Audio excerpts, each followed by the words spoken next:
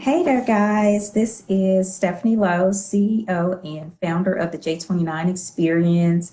I hope you guys are having an awesome Sunday. I hope you guys have had a great weekend. I've had a busy weekend, but it's been a phenomenal weekend. I'm sorry I'm a little late tonight.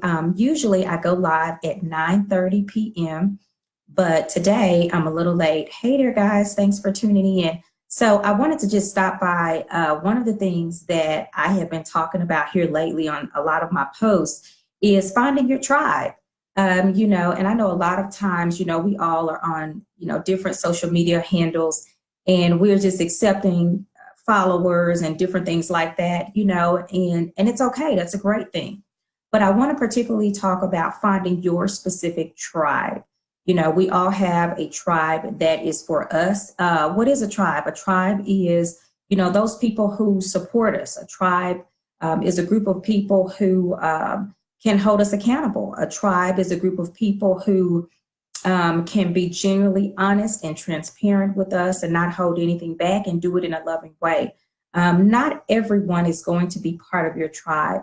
And it's okay. It's totally okay. What I am learning is that there are several different types of tribes, and we all can have several tribes for several different reasons and in several different seasons of our lives. That is for us to determine and discern who is for our tribe, who is meant to be in our tribe in that particular season, and what the purpose of that tribe is. And so I want to drop a few nuggets off to you guys on tonight, talking about different tribes and things.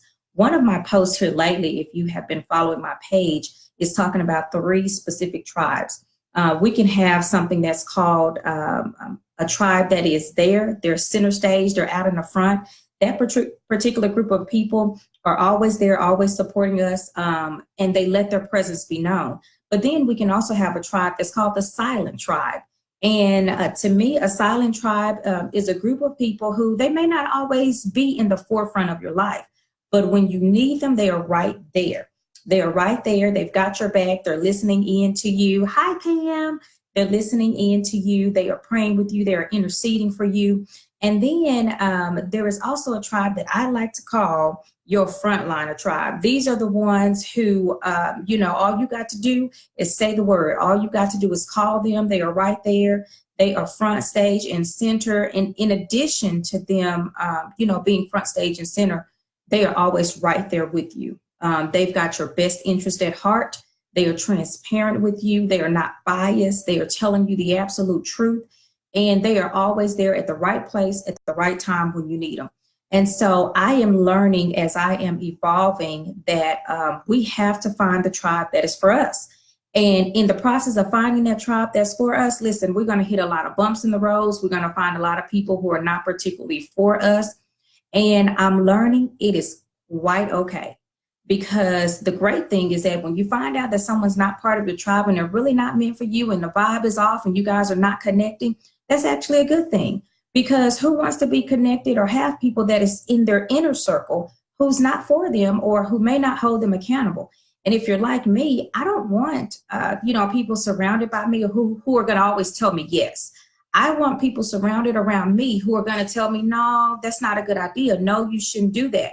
It's good to have an amen corner, but I think that it's better to have a truthful corner. And a truthful corner is a tribe of people who will tell you not what you want to hear, but what you need to hear and when you need to hear it.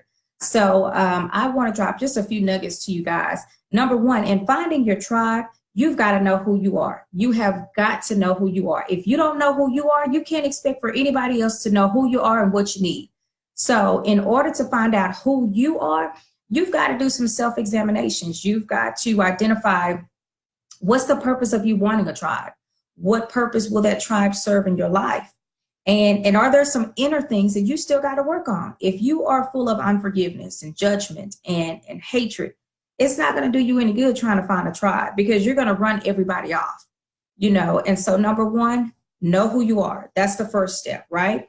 Before you can connect with anybody else, you've got to be able to connect with yourself. And so many times, so many of us are not ready to be around other people because we have not mastered being around ourselves.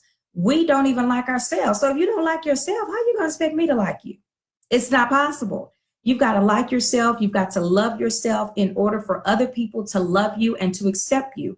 And one thing, is that I am constantly being reminded of in conversations and in different topics and different things is that you've got to have self-validation. You've got to have self-affirmation. And this thing kept coming up, this weekend as I was talking to different people. In order for you to identify who's for you, who's not for you, you have to be confident in yourself. Listen, you may not be the best of the best. You may not be the most beautiful. It's going to always be somebody more beautiful, taller than you, what have you. But you've got to love who you are from the inside out. And so if you don't love who you are, you can't expect anybody else to love who you are, right? So that's number one, is knowing who you are when you're trying to find your tribe. Number two is knowing what you need. In order for you to look for a tribe, you've got to know what you need. Do you want a tribe just to say you've got a bunch of people hanging around you? Do you want a tribe just to say, you've got this huge entourage? I know so many people who just like to be surrounded by people because they just like attention. Me personally, I don't like attention. Unfortunately, it comes with who I am and what I do in the world, but I'd rather not do attention. I'd rather be on the back end, but sometimes God calls us to the forefront. But in knowing what you need, when you're trying to look for a tribe, you also got to identify, do you just want general friends? Some people just want companionship. Some people just want friendships. They just want people to call friends. And then some people want accountability partners. For me, that's one of my things. I need people to hold me accountable. I am very driven. I can be very stubborn. But when you see that I'm falling off track, or if you see that I'm doing something wrong or making the wrong choice, listen, for me, I need my tribe to say, hey, let's rein it on in. Let's come back in. This is not who you are. We've got to hold you accountable. And then I love people to be around me who are driven. If you are driven about your goals, we can talk about Bessie, May, and Joe all day long, but that doesn't lead to anything. Let's talk about goals. Let's talk about making money. Let's talk about building an empire. Let's talk about, breaking generational curses. That's the type of person that I am. And those are the type of people that I want around me. I don't want to sit around talking about nothing or talking about something that leads to absolutely nothing. I don't want to sit around being judgmental about other people, because I realize that the tables can easily turn, and if we're sitting around talking about absolutely nothing, who's that going to benefit? Absolutely nobody. So I want people around me who are talking about going somewhere, who are talking about, different things that we are going through in the world, how we can change society, how we can change our community, how we can build up each other, how I can help my sister to my left and my right be the woman that God has called her to be. I want to surround myself with people who are where I aspire to be. If there is someone who has it all together, who have met their goals, who have, gone down the paths in life that I'm struggling with, listen, I want to be connected to those people. I want to be connected to people who will pull me up, when I've fallen short and when I've fallen down, and not go to somebody and say, you know what, I told you she wasn't all that saved. I told you she wasn't all that. No, I need people around me who will build me up, who will also affirm what I already know about myself, because sometimes we need additional affirmation. Sometimes we need additional validation. We can find 1,000,001 people to tell us what we're not doing right. And I know you guys can agree with me. We can find people everywhere that's going to have a problem with something that we're doing. But it's so hard to find those people to let you know what, yeah, you may have fallen short. Yeah, you did that. But so what, girl, get yourself up. Get yourself together. Come on here. Let's go have some laughs. Let's go attend a happy hour, and you get yourself back where you need to be. Those are the types of people that I want around me. Not people who sit around putting other folk down and thinking that we're higher than someone else. Because listen, if you think that you're higher than someone else, God will give you an eye opener, and he will awaken your spirit to let you know, oh, no. You are not better than anybody else. So one thing that I've learned, and one thing that I have grown up with, is this idea. And I want you guys to remember this. You need to treat an acorn with the same amount of respect as an acorn tree. What does that mean? Listen, an acorn is one of the smallest seeds, but an acorn tree is one of the largest trees, and it lives the longest. Do your research. So what that simply means is this. It doesn't matter the stature. It doesn't matter the crown. It doesn't matter the degree. It doesn't matter how many initials are behind someone's name. you still treat people with the same amount of respect, the same amount of dignity, the same amount of love that you want someone to show you. So when I see people who, exhibit treating people different and treating people based on where they are in life, I immediately separate myself from those people because that's a character flaw. And it's not a judgment thing. It's a character flaw. If you can't treat a janitor with the same amount of respect as a CEO, you've got some issues on the inside. So I've learned that we all bleed the same. We all walk the same. We all put our clothes on the same. We all go to sleep at night. We all wake up in the morning if God willing. And so that doesn't give us the right to treat anybody better than anyone else, because God can easily change those tables. And so I want you guys to remember that. So step number 1 in finding your tribe, knowing who you are. Step number 2 in finding your tribe, knowing what you need. Step number 3 in finding your tribe, understand that you can have different tribes for different reasons. This also goes back to points number 1 and number 2. When you know who you are and when you know what you need, then you know what it is that you need to understand and how many tribes you need. Some people only need 1 tribe. Listen, me, I can be a little needy. If I need my girlfriends, I need y'all. If I need y'all to come round them on up and come encourage me, come pray for me, come cover me, then I need, that's what I need. I can be spoiled. I can be all of that, as we all can. But I'm learning what I need as I evolve. And I understand that everybody's not going to accept that and everybody's not going to be okay with that. And that is quite all right, because it's about what I need, just as if I expect someone else to know what they need. And so step number 4 is surround yourself with like-minded people.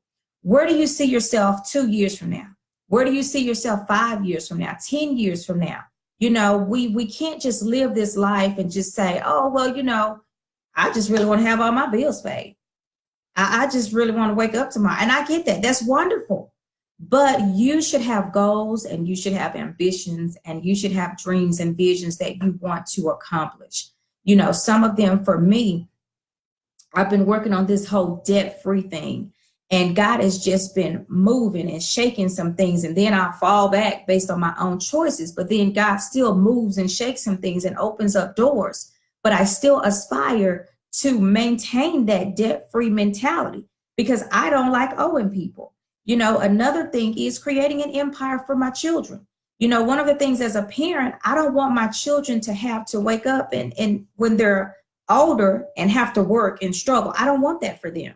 Yes, I want them to understand what hard work is and what integrity is, but I want them to have a choice to say, I can either follow in mommy's footsteps and I can continue on her legacy and build and continue building her empire, or I can choose to go another direction.